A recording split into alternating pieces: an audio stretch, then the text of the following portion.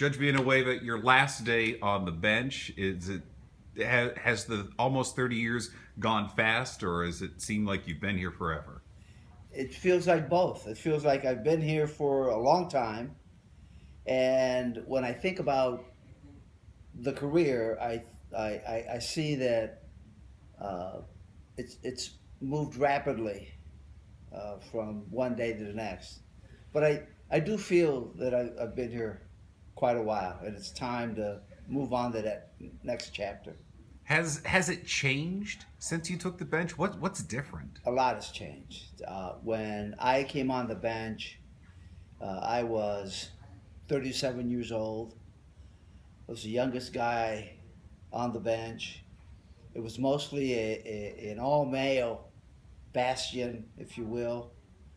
And so I was the new guy on the block. I had so much to learn and had so little experience in the political arena in particular. And now you look at our bench, look at how fabulous it is. Look at all the young lawyers who have now become judges, the ladies who are on the bench. That's really a dramatic change for the positive.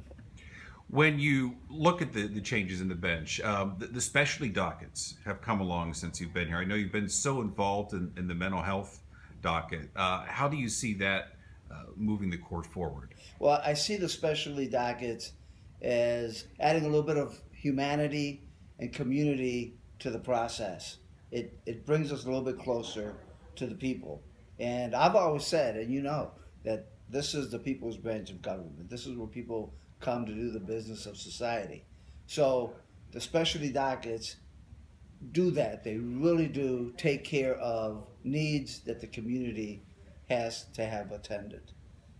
And there's one other aspect of this that I find uh, very valuable, perhaps a little unconventional in my view of it, but it lets me share decision making and get input from other people who have lots to offer, probation officers, social workers. We don't always know exactly what it is we ought to do in a particular case, but involving a larger group of people who have different perspectives, who might know something that I don't know, that I'm not aware of, that's a valuable part of it. You say you were 37 years old when you came on the bench. New guy, didn't quite know exactly how it was going to go. What is your advice at this point in your career to new lawyers, new judges? What would you tell them? Well, I think that we should always strive to keep a little bit of balance, stay, particularly for judges. Remember that you're a lawyer first, that you're a practitioner of the profession first. Uh, Keep your humanity about you.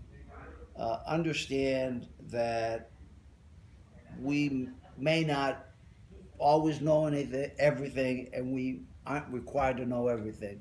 So my advice to judges is to not be afraid to engage the lawyers and the people who come in front of you in the very best decision making. So, almost 30 years as a judge. What's next? What's the next big adventure for you? Well, the next is completely open. Uh, you start reading the retirement articles. What is it that you ought to do? And there are all kinds of different opinions, and lots of folks ask me, well, do you have something lined up? Do you have something to keep you busy? Do you have another job? And I say, no, I don't. I don't. I'm going to take every day from here on out as an invitation to reinvent my life. And I'm going to do everything. I'm going to do everything that I possibly can. But there's not just one thing that I'm going to do.